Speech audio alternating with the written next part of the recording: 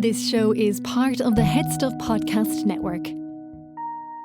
Welcome, gather round the fireside and listen to a tale of Fionn McCool, Cullen, Deirdre of the Sorrows, Grainne Whale. From giants right down to fairies, of both the drooping and solitary, and ghosts who are sometimes scary. Anything goes by the fireside. Yeah. Fireside, the Puka Fireside, the Merrow Fireside. Kings and queens fighting heroes, don't you run from the fun, there's no need to hide. Sit by the fireside.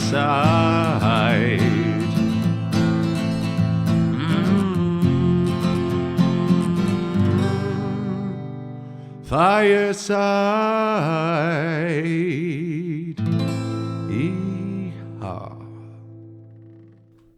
Hello and welcome to Fireside, the Irish storytelling podcast. Each episode of Fireside, we take a story from folklore or mythology, we retell it, have a chat about the tale itself and about the craft, the culture and the history of storytelling. My name is Kevin C. Olahan. I am your host and your Fireside Bard, and I am now saying that for the 200th time. Welcome to the 200th episode of Fireside. Today on the Irish Storytelling Podcast, we return to our roots. We return to the great Ulster Cycle with a tale that revolves and goes into the great cattle raid of Cooley. This is the cattle raid of Fráech on Tonbo Fráech. This is Here Lies Fráech, son of Mebh. But first, a very big, the warmest possible welcome to you all. I cannot actually tell you how much anxiety and how much I've been putting off actually sitting down to record this episode, because it's 200. I can't say that enough. It's a huge number to have reached now. It's 4 years of this podcast. And some of you listening out there have been there since the beginning. Some of you stopped and came back. Some of you never stopped listening. Some of you have joined along the way 3 years ago, 2 years ago, 1 year ago. Some of you have joined only a couple of months ago and have already caught up. And to each and every one of you, I'll never be able to thank you enough for giving me a constant reason to keep doing this. Every time I hear from every one of you, every time I see the numbers keep going up, the listenership keep going up, that is the only reason I am still doing it after all this time. And for 200, it had to be a special tale, and I was trying to think, what could it possibly be? We've done so much.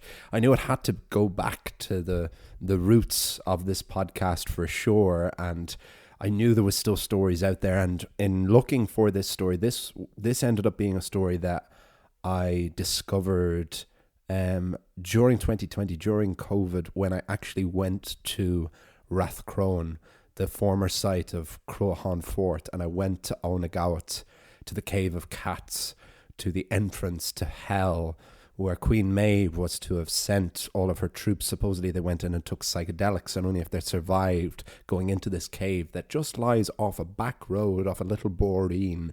It's not advertised really at all. It's perfectly protected, and it's just this little cave underneath a mound. But on top of the cave there is a stone, a headstone, and that reads in Ogham, in the ancient Celtic alphabet, Here Lies Fráech, son of Mebh. This was a name I didn't know. I had already done the Ulster Cycle at this point. I knew a lot about Queen Mebh, but I'd never encountered this Fráech character.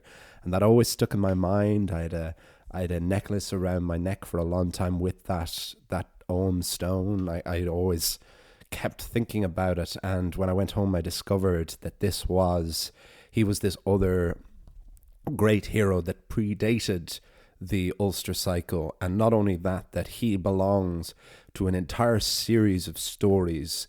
They were known as the Cattle Raid of Cooley on Tonbo Cuna, the great epic of Irish mythology.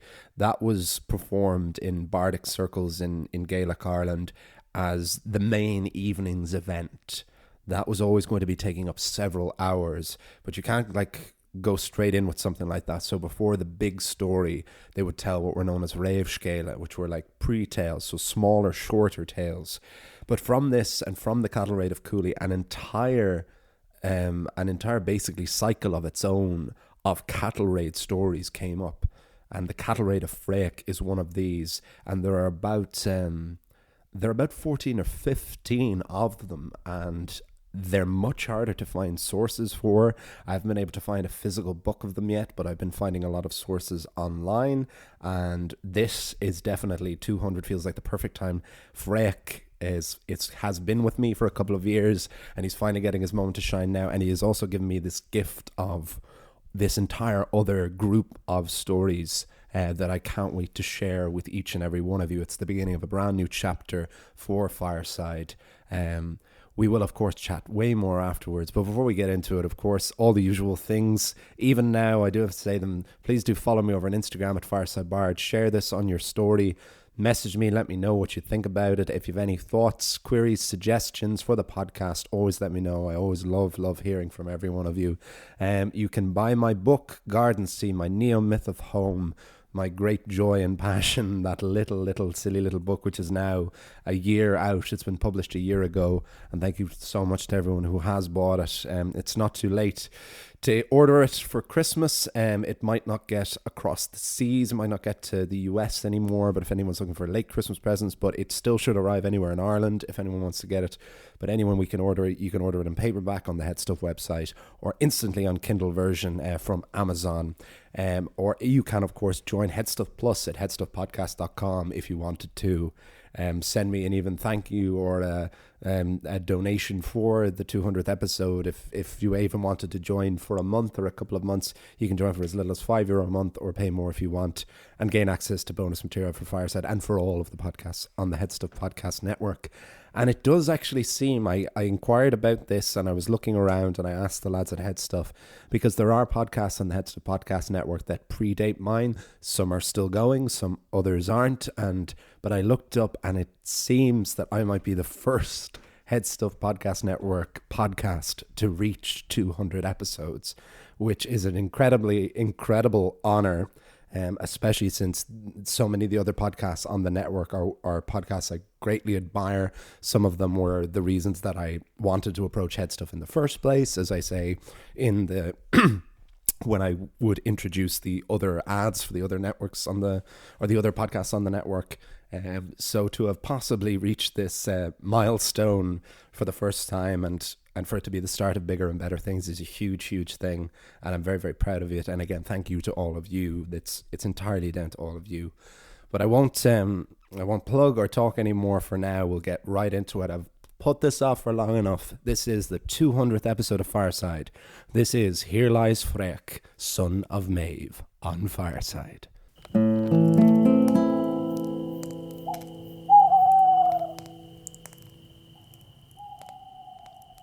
Here lies Fráech, son of Mebh. The great epic of the island of Era is on Táin Bó Cúailnge, the cattle raid of Cooley, when the collected forces of Connacht fought against the united armies of Ulster. And all this war and bloodshed was fought over 2 bulls, 2 pieces of livestock. For in Gaelic Ireland, livestock was wealth, and wealth was power. But despite being the grandest and most famous, the cattle raid of Cooley is not the only time blood was spilled over a cow. It is far from the only Táin. When the great pillow talk occurred between Queen Mebh of Connacht and her husband Ailill, playful post-coital banter soon turned to war. Mebh and Ailill each thought themselves richer, and thus the more valuable partner. And when all the jewellery and forts and soldiers had been accounted for, Queen Mebh was disgusted to discover her husband was richer than her by exactly 1 bull. But what a bull! Finvanach, the great white-horned bull of Connacht. The only equal to this monstrous beast was Dun Cúna, the brown bull of Cooley, in the province of Ulster. So Queen Mebh negotiated to borrow Dun Cúna from his owner for exactly 1 year. However, during the handover, Mebh's messenger became drunk and told the Ulster men that with or without permission, Mebh would seize the bull. The negotiations were at an end, and the frustrated Mebh elected to raise an army to march on Ulster and take the bull by force. But to do that, Mebh needed allies. The armies of Ulster were the greatest in Éire. They were the Red Branch Knights. Not only that, but they had in their midst the mighty Cuchulainn, the Hound of Ulster, the Celtic teenage hulkish Heracles. One valuable advantage that Mebh did have was the service of Fergus MacRoch, the former king of Ulster, who had been tricked out of his crown by the current king Concobar MacNassa. Also, Fergus's name meant manliness, son of stallions. So there's that. Fergus had initially remained loyal to Concobar, but following the king's treacherous murder of the sons of Ishnach and his forced marriage to Deirdre of the Sorrows, which resulted in Deirdre's suicide, had caused Fergus to defect from Ulster and march with 3,000 loyal soldiers to Cruachan in the west of Ireland, to the fort and the services of Ailill and Mebh and the kingdom of Connacht. But would the army of one province and the legion of an exiled king be enough to face the Red Branch Knights? Would it be enough to fight Cuchulainn? Mebh didn't just need armies, she needed champions, one who could fight the Hound of Ulster in single combat. One who just might be able to do that was Fráech. Fráech was a fearless fighter, but one who only fought when peace was no longer an option. He took no shame in the kill, but neither did he lust for blood. This courage, bravery, and restraint of spirit made Fráech as desirable as any hardened Celtic warrior could be. He was also beautiful to boot, an all-and-out ride, and eligible for marriage. And his stock was as high-born as it was mystical.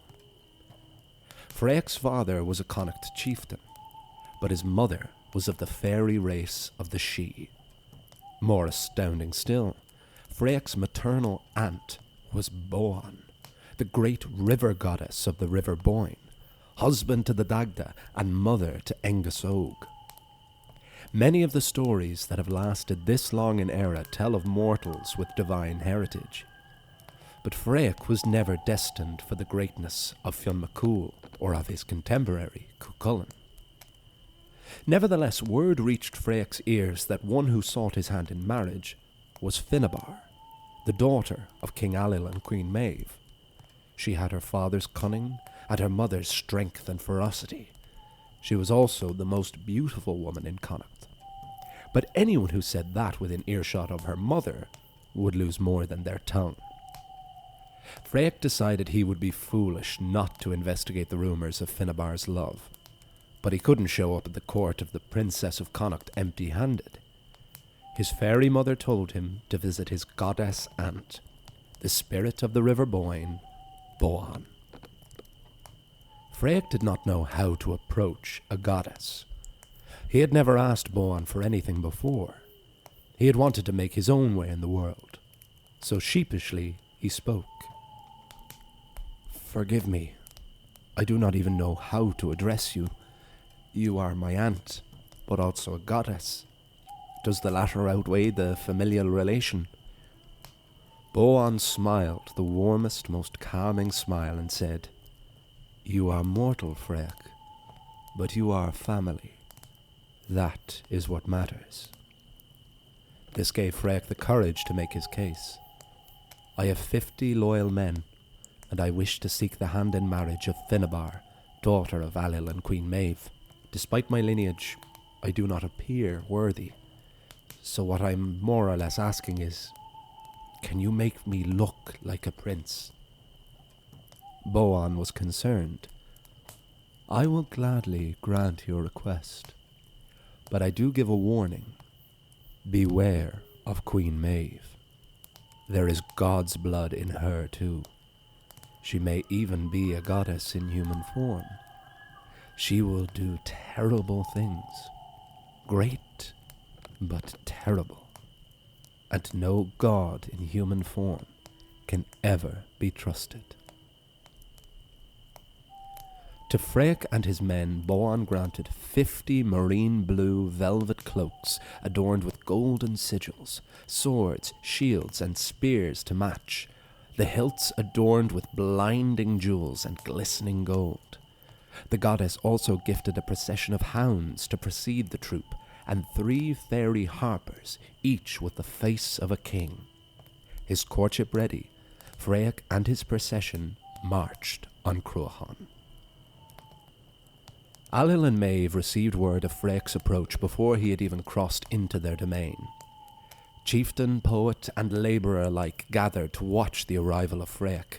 Never before and never again during the rule of Queen Mebh was anything seen as magnificently beautiful as Fráech and his band. It was said 18 people were trampled to death trying to get a glimpse. Ailill and Mebh were well matched. They were both as cunning, savvy, and ruthless as each other. But Mebh was smarter and more dangerous. Each knew why Fráech was there, to take the hand of their daughter. Much as both of them loved Finnbarr, they were at war with Ulster, and the hand in marriage of their daughter was one of their most valuable tactical advantages. They could win a powerful ally with whoever they chose. In essence, Finnbarr's wedding could decide the fate of the war. So neither Ailill nor Mebh were about to give up their daughter without finding out the eligibility of Fráech on the fronts of both suitability at home and war. But neither did they want to insult this formidable warrior. When Fráech arrived at the main hall of Cruachan Fort, Queen Mebh gave this welcoming speech. "Welcome, valiant warrior of Connacht. You are most graciously welcome at Cruachan. Thank you for gracing us with your presence.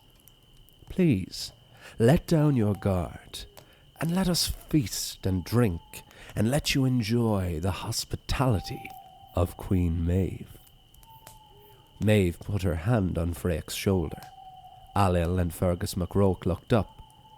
Ailill was of course Mebh's husband and the King of Connacht, but the exiled Fergus MacRoke was Mebh's latest and most valuable lover. Again, they were at war.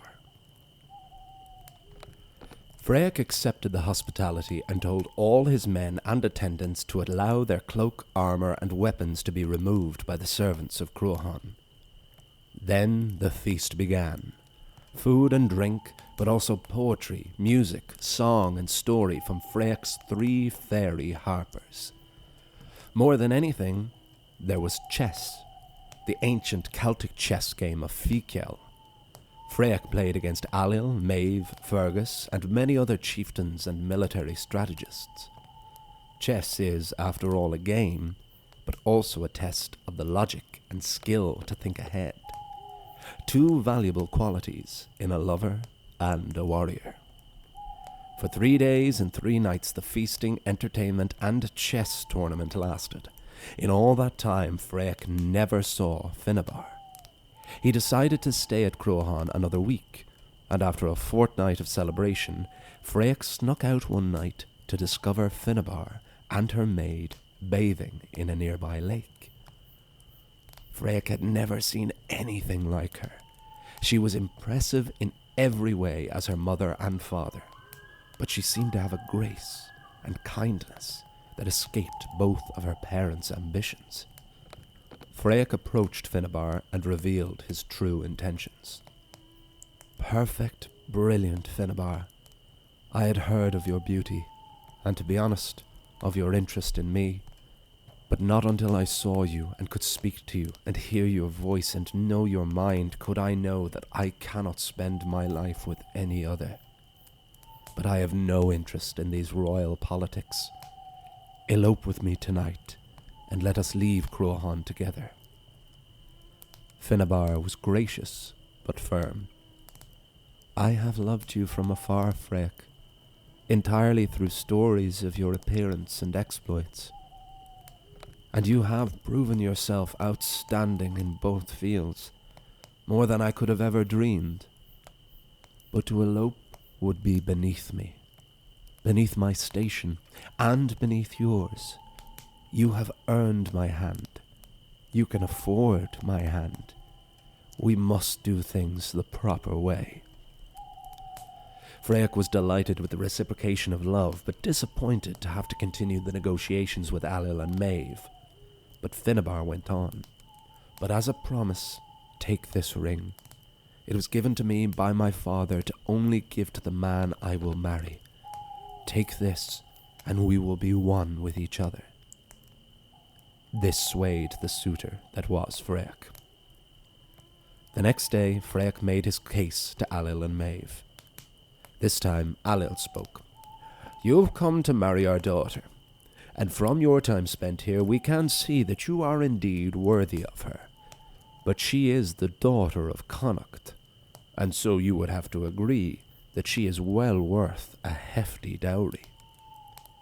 Mebh added, "And also, for you to earn the hand of the daughter of Connacht, you must fight for Connacht. We are about to march on Ulster. If you join our war, Finnabar will be yours." Fráech did not like either of these conditions. "As for the dowry, I agree of your daughter's worth, but I do not think it is right for someone such as I to pay a dowry for a queen to spend." Fráech was proud, and Mebh scowled. "Also," Fráech went on, "this cattle chase is not my fight. I would die for Connacht, but Connacht is not at war. You are." Fráech stormed out, and Ailill and Mebh were listless. They feared Fráech's rejection would mean he and Finnabar would just elope anyway. So Ailill suggested that they kill him. "Don't be stupid," said Mebh. "If every potential ally fears death for refusing to fight for us, we won't win many." But Ailill was calm and collected. "I will make it so that no one knows it's us." The next morning, Fráech was invited to the lake for a swim. Mebh said it was mainly to show that there was no hard feelings and no bad blood between both parties. "And also," Mebh said, "we have heard you are such a good swimmer. We just have to see." Fráech stripped off to reveal his sculpted body. He dove into the frosty waters of the lake. Ailill went to Fráech's clothing, and his fears were realized when he found Finnabar's ring. "I was right," thought Ailill. "They are planning to elope. I'll kill him for this." But Fráech saw what had happened. He not only saw Ailill find the ring, but Fráech saw the king toss the ring into the lake, where it was eaten by a leaping salmon. Fráech put his swimming skills to the test as he pursued the fish, killed it, and tossed it on the riverbank. Mebh asked Fráech to swim out to a nearby island. "There are beautiful berries of the rowan tree out there. Would you be so kind as to swim out and grab me some?" Fráech obliged, swimming to the shore and scooping up a handful of juicy rowan berries. But when he returned, Mebh said, "Oh, no. Not ones from the ground. Could you retrieve some from the vine?" Fráech swam back out, but this time, at the island, Fráech was greeted by a giant, ferocious sea serpent. He thrashed like a limbless dragon, with the teeth of a shark and the jaws of a wolf, but the unmistakable lunge of a snake. Fráech was naked and defenceless, and called to the shore for aid, but Ailill and Mebh stood stone-faced, and all their soldiers were too afraid to disobey their king and queen. The only one who listened was Finnabar, who grabbed Fráech's sword and dove into the lake. The weight nearly sank her, but Finnabar swam on. Ailill began to panic and threw a spear at his own daughter. But Fráech caught the spear one-handed and launched it back at the king. The spear clipped Allil's cloak, and the king narrowly escaped with his life. Finnabar reached her love, gave him the sword, and Fráech drowned the sea serpent and cut off its head. Mebh and Allil were seething, embarrassed, but undeniably impressed. When Fráech and Finnabar arrived back to shore, Mebh could do nothing but accept the marriage proposal unconditionally, and Fráech was not stupid enough to refuse. But Allil was not satisfied. The jealous king of Connacht called for all his jewellery to be assembled before him. "Daughter," he asked Finnabar, "where is that ring I gave you last year?" "I'm sorry, father, I must have lost it." "Isn't that a pity?" said Allil. "Perhaps you will find it. Otherwise, I will have to put you to death." Finnabar was shocked, as was Mebh, but in this at least, she supported her husband. Fráech knew exactly what was happening. He rushed back to the lakeside and found the salmon, brought it back to Cruachan and cooked it until the gold ring revealed itself. When the gold ring was presented back to Allil, the king had one more trick up his sleeve. "How is it that you, Fráech, came into the possession of my daughter's ring? Because it seems you made plans behind the king and queen's backs, which of course would be treason." This time it was Finnabar who spoke. "We met once, father, and when we met I gave Fráech this ring as a promise that he could have my love for 1 year. This was merely to give him the confidence and hope to approach you and mother. I am a princess of Connacht first, and always will be. I would never deceive you. I know my part to play in this war." King Allil and Queen Mebh could do no more. They consented to the marriage of their daughter Finnabar and their prospective son-in-law Fráech. They asked Fráech to fetch his cattle. Cattle were, after all, the true sign of someone's wealth. But when Fráech sent for them, he found that all his livestock had been stolen. So Fráech left Cruachan and travelled over to Albion, up through Alba and across to the Alps, where he fought and killed bandits to retrieve his precious cattle. Fráech then hastily returned to Cruachan for his marriage. But by the time he reached Connacht, Queen Mebh was marching for war. For his part, Fráech consented to fight in the cattle raid of Cooley. The wedding would wait until after the war. Fráech left his love and went to Ulster. There he faced off against the hound Cuchulainn in single combat.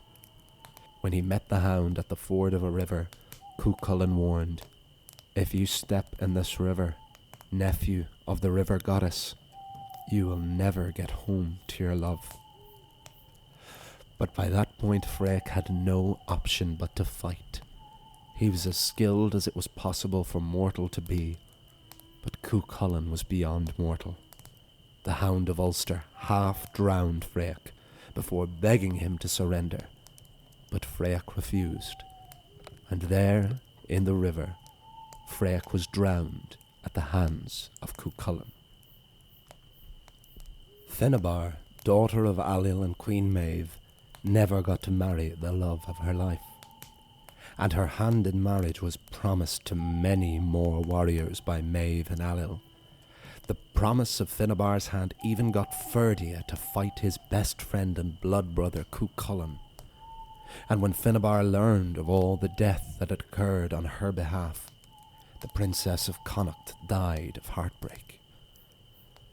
But still to this day, at Tulsk, near Rathcrone, the former site of Cruachan Fort, there is a cave known as Aun the Gowit, the Cave of Cats, the entrance to the other world, where Queen Mebh is said to have sent her men to prove their valour. And about the Cave of Cats, there is a stone with an engravement in the ancient Irish alphabet of Ogham, which reads, "Here lies Fráech, son of Mebh." Despite never being formally brought into the family, Queen Mebh honoured the sacrifice of the man who had won her daughter's heart. To be continued.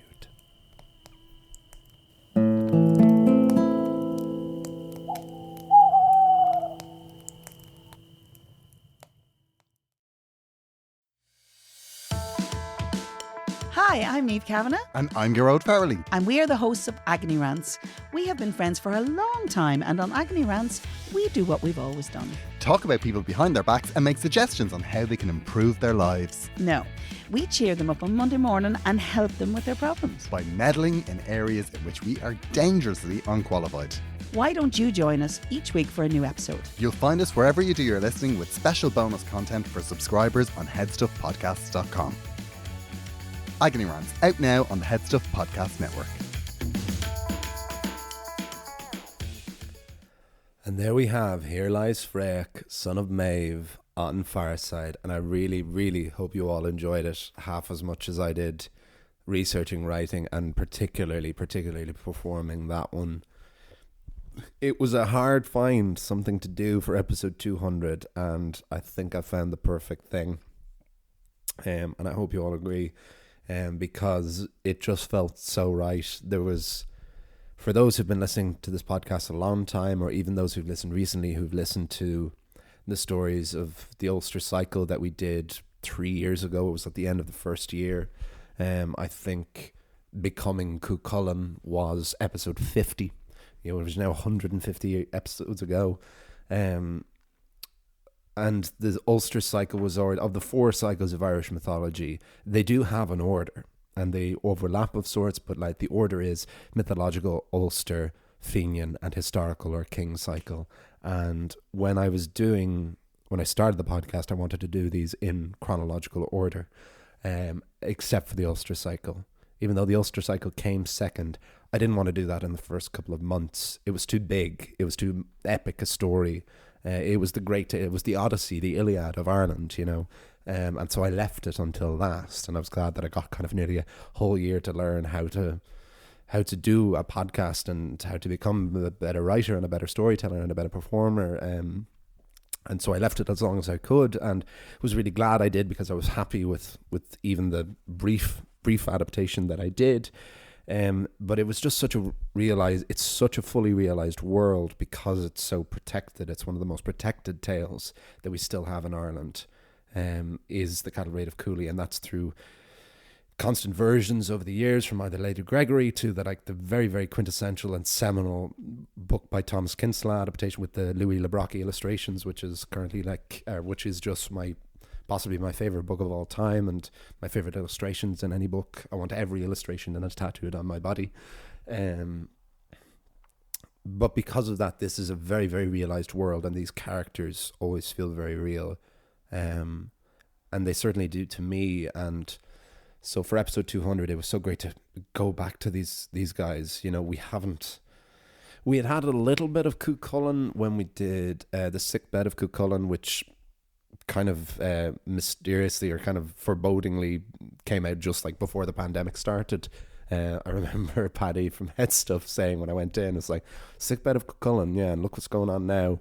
That's always how I'll remember when that episode came out. But we haven't met Allel or Queen Mebh, we met Finnabar or Fergus MacRoke. Like Queen Mebh particularly, you know, she's Ireland's warrior king. She's our woman king, you know. She represents so much of what's incredible and powerful and formidable and human about Irish mythology and why it stands. She's such a reason why it stands on its own 2 feet and is capable of standing on its own 2 feet. And she's just such a wonderful character to be in the presence of, and it's love to be with her again. And what I liked about this tale is like the storytelling in this is actually incredible. I'll attach a link to the adaptation that I was doing from it. But everyone gets a part to play, and there actually is a real a clever plot to it, from, you know, them wanting to suss out Fráech, the threat of war in the background. There's, you know, there's stakes, there's a time limit. There's them wanting to marry him to the daughter, wanting her to fight. There's Fráech having his own desires, Finnabar having her own desires. Fráech wants to elope with Finnabar wants Fráech but doesn't want to elope.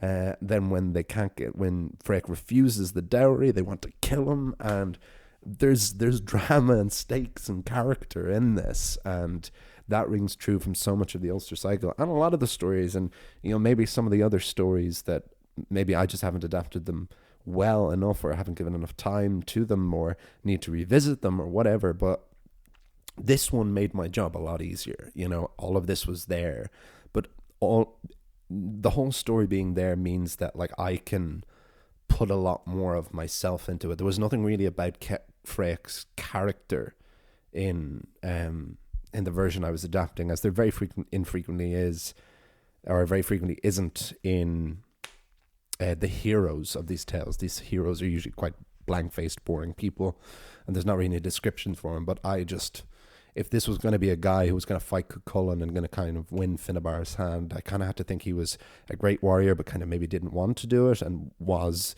the nephew of a goddess, but maybe hadn't spoken to her. And me getting to put that kind of stuff in makes it feel a little bit more mine, and a little bit like more my own version. But I'm only able to do that when there's so much already there. When there's such a rock solid skeleton that I can just flesh out then, because, you know, sometimes the story is so strong I don't want to miss a beat and don't want to change a thing, but here there's space, there's breadth to make this your own version, as any of you can, telling this to your friends, to your children, to whoever, spreading this on. You can be Fráech, you can be Mebh, they can be your people, you can put anything of you into them, and they are fully realized characters, and any good fully realized character is someone that we can see ourselves in, or aspects of ourselves, or parts of ourselves, and that is what makes this quite special. One thing to talk about that's interesting is that this is known as the cattle raid of Fráech, but the actual cattle raid part is almost not a thing. It's kind of split into two stories, or two parts, and one is the courtship, which is the much longer part, and then there's a tiny little, basically like half a page of this story of Fráech going to get his cattle from the Alps, which is bizarre, and it's very specifically said that he travels over to the Alps, so he goes over to like France, Germany, Switzerland, you know, like wherever all around there, to like probably to like the old school Gauls, you know, at that time, the other Celts, the real Celts to some people, but we are the insular Celts, is what the Irish and the Scottish and the Manx and our ilk are known as. But so there's that section, and that's the actual cattle raid part, and that's what makes it an Tombo Fráech. But it's very, very minor to the actual story of this character and how he fits into the grand story. And of course, it was great just to get to I gave so much context at the beginning to refresh all of you who might not have listened to the stories for a while, or may not even have listened to the Ulster Cycle stories we did 3 years ago. But for myself as well, to get myself back in that really exciting world and get excited to meet these characters again. I almost wasn't going to put the part about the cattle raid at all, but I wanted to put it as a detail, you know, just to even just have it there so I could explain about the background of it and how it fits. And so you see basically the form that these Raivscale, these cattle, these other tawns basically take, in that they exist around the world of the cattle raid of Cooley, and it seems in a lot of them, if not all of them, they are what leads into it. And so I wanted to then talk about what happened to Fráech as well, because Fráech becomes just basically one of the many nameless fighters who Cuchulainn kills at the ford. He fights hundreds of people in single combat, you know, the most notorious of which is, of course, Ferdia, which is one of my favourite stories of all time. Definite top 5 firesides is Ferdia at the ford, of this, you know, this Connacht warrior fighting against this Ulster warrior, but they'd grown up together, they had trained together. It's where they would never fight each other, and then just at the last minute them having to and nearly killing each other, and Cuchulainn constantly not wanting to, and it's just brilliant stuff. And Fráech would just fell by the wayside there, you know, and Cuchulainn even saying that he didn't want to kill him, as he didn't want to kill any of them, because he knew he was this monstrous warrior and that he would kill anyone who fought him, and took no desire in that. And so it allowed it to get a bit more context to that as well. Also great getting Boan in there. It's like it just brought everyone back. It got the band back together, because Boan was one of the later myths as well we did during COVID, when we did the story of how Engusog was born, and how the Dagda froze time so that Boan could gestate their baby, and that he was born at the age of 18. And so now we have another familial connection to the Tuatha Dé Danann in Fráech.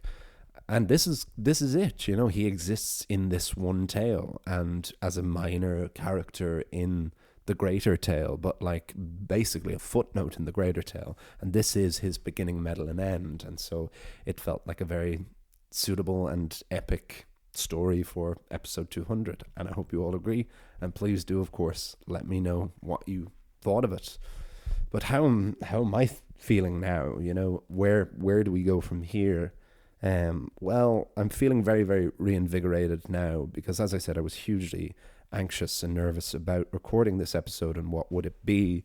But now that it is recorded and I feel very satisfied with it, I also have a very strong idea about where the next year of the podcast will go. For starters, I've written this little piece. I'm going to release it as an article on the Headstuff website in the next couple of days.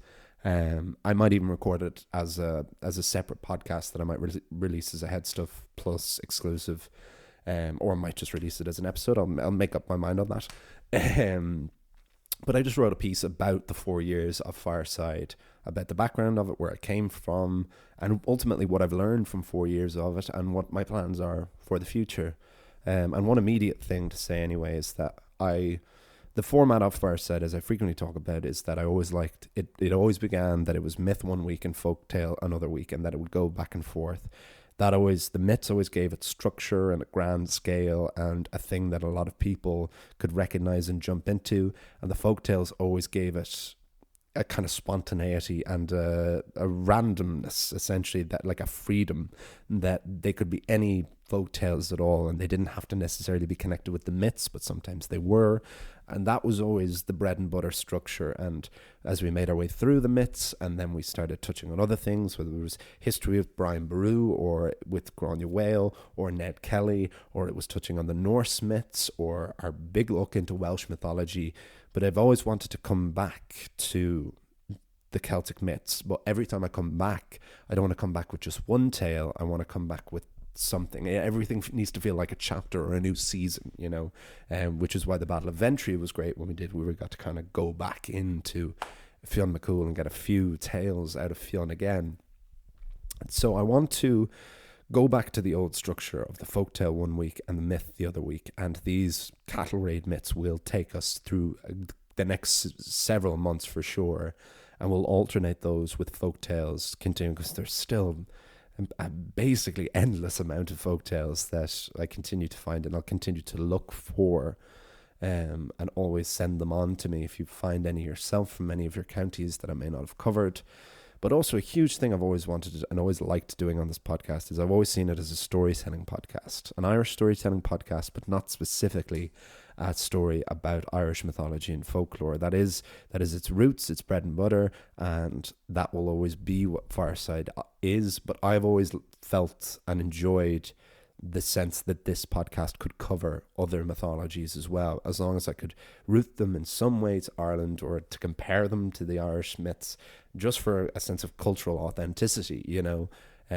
But there's no doubt that it's other cultures' mythology that were a huge part of why I got into mythology in the first place, and I talk a huge amount about this in the piece I wrote for the 200th, the article I wrote.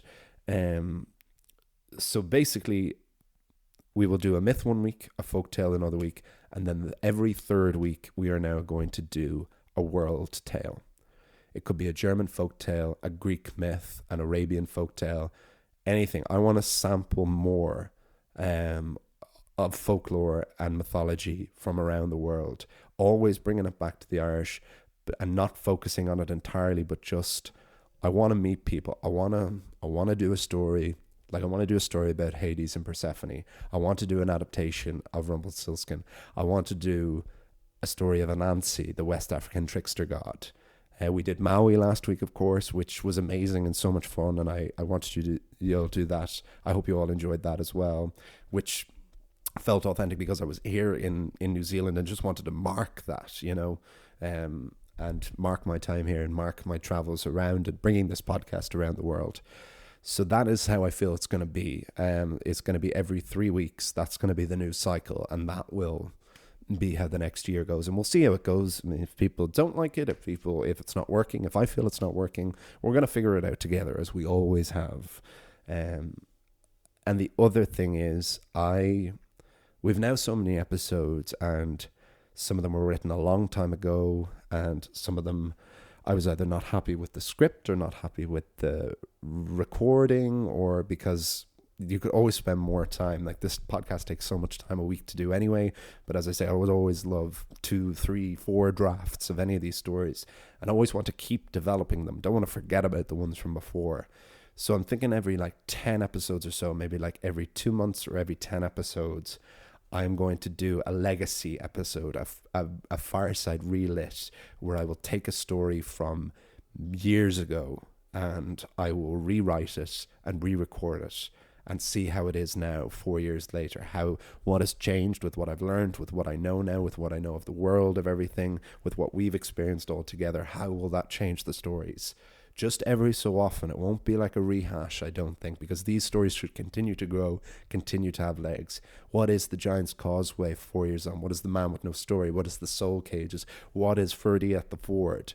What are any of these tales like now versus then? Even this stories that are thousands of years old, only 4 years later, but still. So these are the things that are feeling, and these are the things that are exciting me, and I think is going to make the podcast better, because if I'm excited and interested in it and invigorated, then I think that makes the better project. And as always, let me know on your thoughts on that, but that's where I am right now. So with that in mind, next week we'll have something totally different again. We're gonna have our Christmas episode. It'll be the last. I'm recording this in a hotel room in Oamaru on the South Island of New Zealand. I didn't say that at the beginning.